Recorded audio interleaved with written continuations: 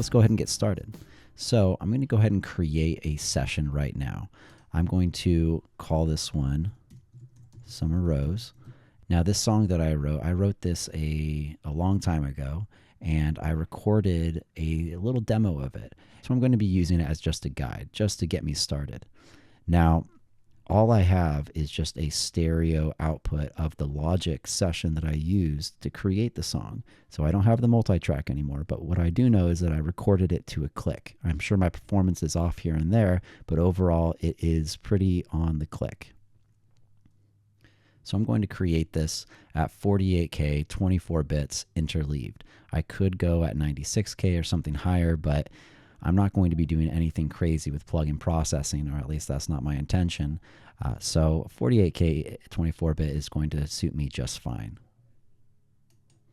Now when I'm saving this, I'm making sure I save this onto an external hard drive because I want to make sure that I'm going to bypass as many errors as possible when recording and editing in Pro Tools, and also just for organization. Now what I'm going to do is import the audio with Command-Shift-I. It's on my desktop, Sweet Summer Rose. I'm going to convert it so that it copies it to my audio files folder. And there we go.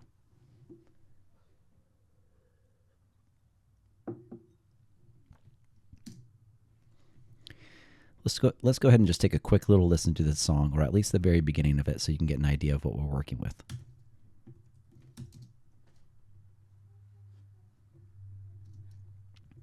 Of course, we're not hearing anything, and you can see that the output of the track is not applicable at the moment.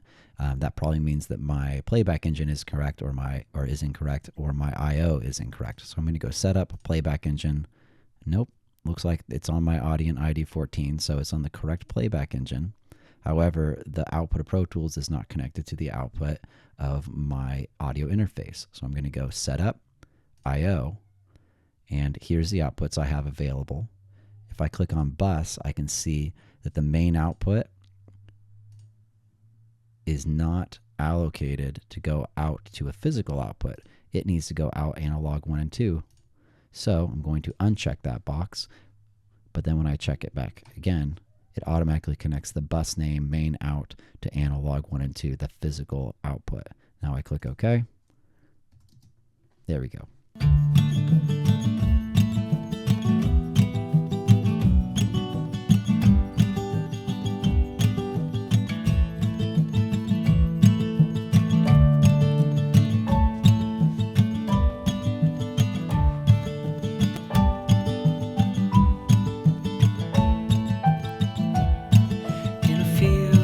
And then that goes into verse 1. So you can definitely tell why I want to re-record this. There's a little bit of a weird kind of squelch in the guitar. My performance, I kind of drift on and off the click, even though I was pretty on for most of it. And then you can hear some weird little edits in there. So of course we're going to redo it. So let's go ahead and get started. First thing I'm going to do is I'm going to get a click track to make it so that I can hear how the music is syncing to the click.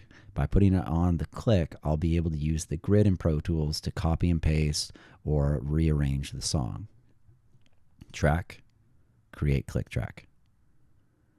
And now what I'm going to do is I'm just going to get a feel for what the BPM of the song is going to be.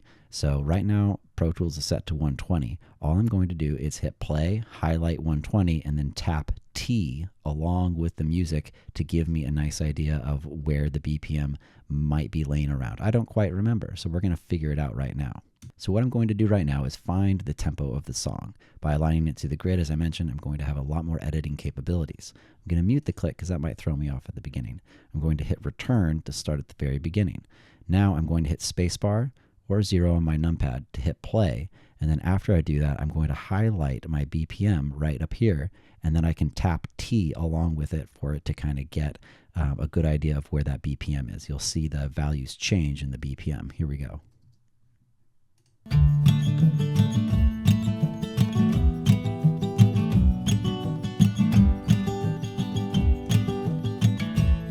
So you can see I was hovering somewhere between 169 and 173. Let's just start at 173 as a good starting point.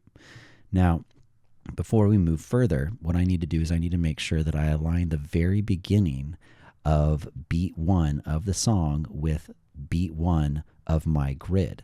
Beat 1 of my grid will always be wherever the big blue lines are on my grid. You can see them better on the click track down here. Now I also know I'm in 4/4 time, so I don't need to worry about the time signature. If I did need to change my time signature, on my ruler over here, I can right click and click meter, and then hit return to go to the very beginning and add a new meter, and then change it to 3/4, 6/4, whatever time signature that's applicable for your song. But this one's in 4/4, so I don't need to worry about it. It's already defaulting to 4/4. But I do need to find beat 1. And if you go to the very beginning of the song where this is beat 1 right here, you can see it's a softer transient. It might be a little harder to figure out exactly where beat 1 might be. So I'm going to use a different part of the song for where beat 1 is, where I might be able to find a harder transient. And that's going to be somewhere over here. Let's go ahead and find it. How about right there, right where the piano comes in? Right there, it kind of restarts, and that's on this transient right here. So as long as I have tab to transient on right here, what I can do is I can just click T to zoom in and tab. The more I hit tab, it goes to the next transient. So it thinks that the transient's right about there, and that might be just fine. Another thing I can do, if I go on my slip mode, I have to make sure I'm in slip. I'm going to play from right here, and right when it gets to the area where the transient is, or right where right where beat 1 is, I'm going to go ahead and hit enter on the bottom right of my keyboard on my numpad, and that will create a marker. I can use that for a natural placement of beat 1. Here we go.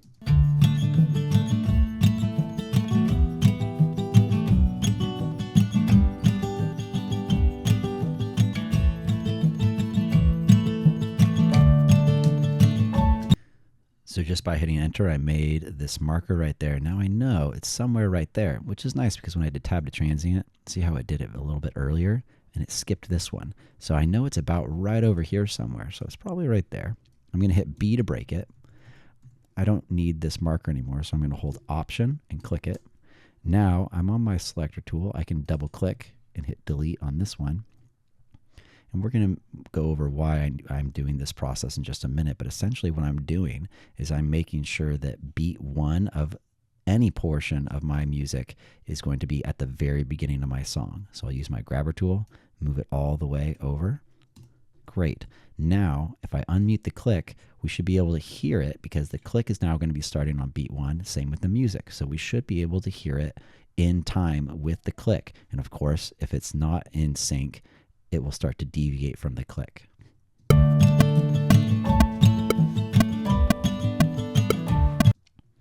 Now, a problem that's occurring is it might not be syncing to my click because my click is not beating appropriately. And that's because I have the conductor track on right there. So it's actually going to be at 120 instead of 173. Now, if I'm doing tempo changes, of course I can go ahead and use the tempo ruler, but I'm not going to be doing any tempo changes here. So I'll go ahead and turn off the conductor track.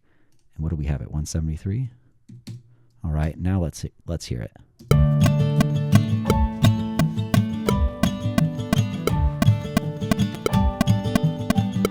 So you can hear that it's on at the beginning and it starts to deviate. And I can tell that the beat of the click is faster than the beat of the music. It's kind of rushed. So let's go to 172 now.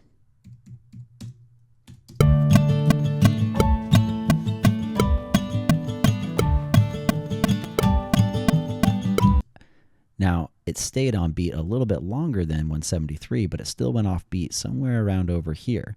We can tell that it's just not quite exactly there yet, so let's go all the way to 171 now.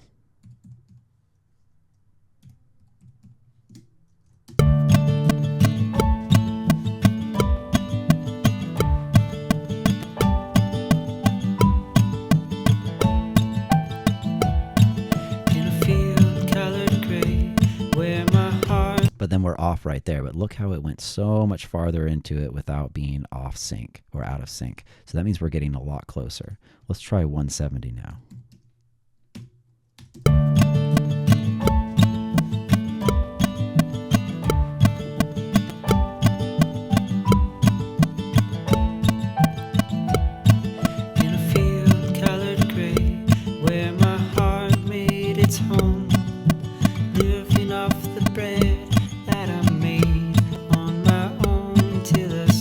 So you can tell that I deviate in my performance from the click, but it definitely was on the click. It's always returning to the click. Another way I can test this is just by going to the very beginning, or the very middle of the song, and checking if it's synced there.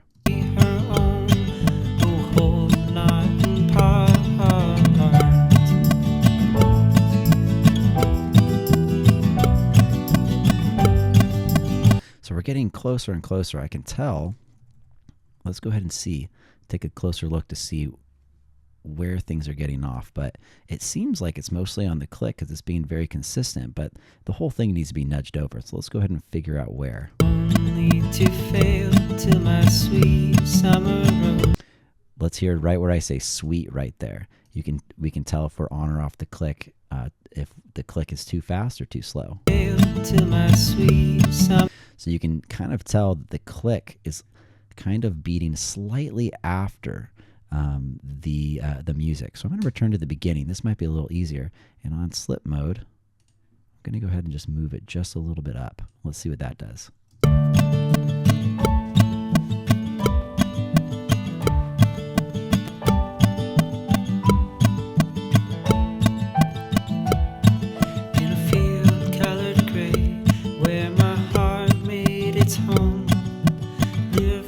It's a little bit better. That's kind of nice right there. Let's check the end. My arms, bright against the sun, oh, and cool with the stars in my hands, were so weak, so dry and cold, fumbling for. Now that's a little bit better. We're kind of on there. You could tell definitely this song needs to be redone because I'm just a little bit off. So I can tell it's still slightly off. But it seems like the BPM is correct. So that just means I probably just need to move the clip around to make it align with the grid a little bit more. And I got a couple clues here. See how there's a big transient right here, but the grid line is right next to it. That's kind of the same for this one as well. Maybe that one a little bit, definitely that one. So I think I need to scoot this over to the right just a little bit. So I'm just going to give it a nice little scoot. I held command as I did that in grid mode, and that kept it in slip. Let's go ahead and check and see if that feels a little bit better.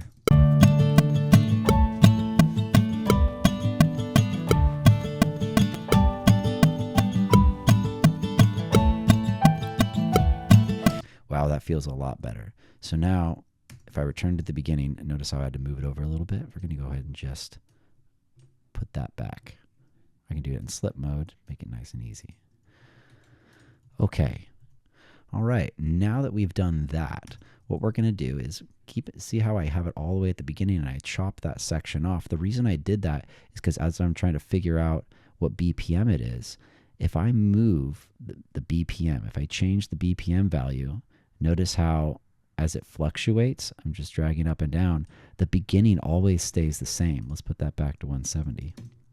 The beginning point always stays the same. So beat one of my song and beat one of Pro Tools are consistently lined up. However, if I move this over and see I'm still in beat one of the beginning of this portion of the song because I'm on the grid, but watch what happens when I change the BPM.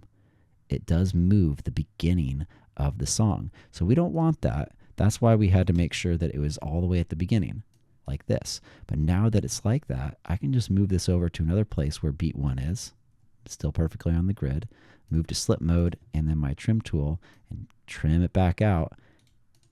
Now the rest of the music is going to be in beat with the song because I never changed the placement. So all of this that I just dragged back out, that should be in beat with the music. Beautiful. Okay. Now I'm going to make sure that I just trim this up. Maybe we'll start right there. I just hit A to delete everything to the left. Now I can use my grabber tool and I can move this over. Let's go ahead and give it 2 bars of or let's give it a couple bars of breathing room so that I could hit record from right here. And that 2 bars of lead time will just give me plenty of editing space if I need to make any sort of fade in or anything like that. So I'm feeling great about where the song is at the moment. What I'm going to be doing next is I'm going to be finding the sections that I want to take out of the song or perhaps the sections I want to duplicate. For example, now let's listen from right here.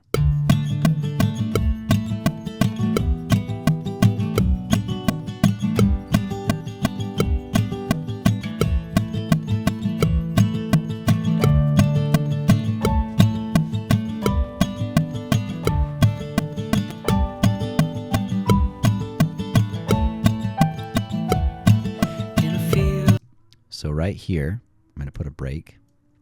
And then right here, I'll put a break right there, right on beat 1. Now you can see if I double click, let's put my main meter on bars and beats. I can see that this is an 8-bar section, and so is this. This is an 8-bar section. So I have a 16-bar intro right now. Perhaps I only want it to be 8 bars. There's different chord progressions, but I can still use this as a great example. I can double click, delete that section, use my grabber tool to move it over, and then listen to it that way.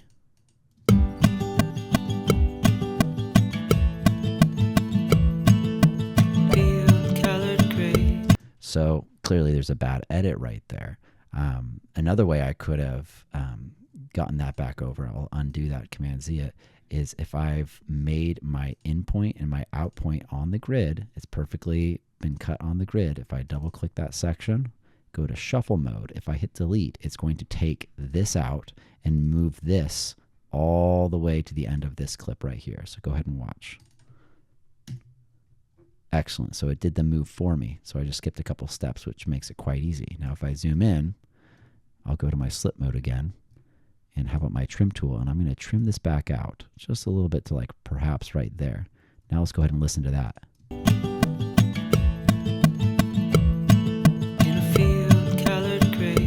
So that's nice. That's a good way for me to be able to find out if I want perhaps to change this to a 8-bar intro instead of a 16-bar intro.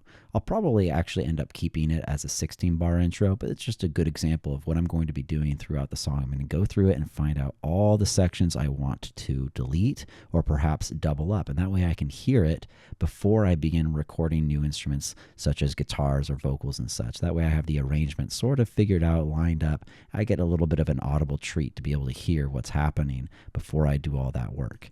As I do that, as I go through and delete sections or elongate sections, I'm also going to be making markers. So how about right here at the very beginning, I'll go to my grid, making it easier to put those markers precisely on grid points. And let's go ahead and put one right here. I'll call this one intro. So I hit enter on the bottom right of my keyboard. I have a numpad. And then where's verse 1? Right there. So then I'll click right there, and then if I don't have a numpad, I can either hit FN and then return on my keyboard, like if I'm using my laptop, or I can just see the marker lane right here. I can just hit plus on the marker lane, and that will give me a place to put verse 1. And then I'm going to continue to do that all throughout the song as I'm editing it, getting it to the place where I like the arrangement. So now what I want to do is I just want to make it so that instead of it being bar 1, bar 2, and then bar 3, I want this to be bar 1. So I'm going to go to Event, Time Operations, Move Song Start. So I can say that I want bar 3 to actually move to bar 1 or be renumbered starting with bar 1. There we go. You can see now we're in -1, 0, and then bar 1 right there. Of course, I do need to move that marker back over. Now this way, this is bar 1 in Pro Tools and in bar 1 of the actual song itself. It's just a lot easier to communicate and a lot easier to navigate in Pro Tools if I have everything situated as it should be. But from this point on, I can go through and I can take out sections I want, renumber or maybe elongate them or double them up, put my markers in place, and then start to figure out, hey, I like the way this sounds. I'm going to go ahead and start recording guitars now. Save me a little bit of time that I don't have to do any guesswork after I do the recordings. I like going into my recordings knowing exactly what I'm going to be doing.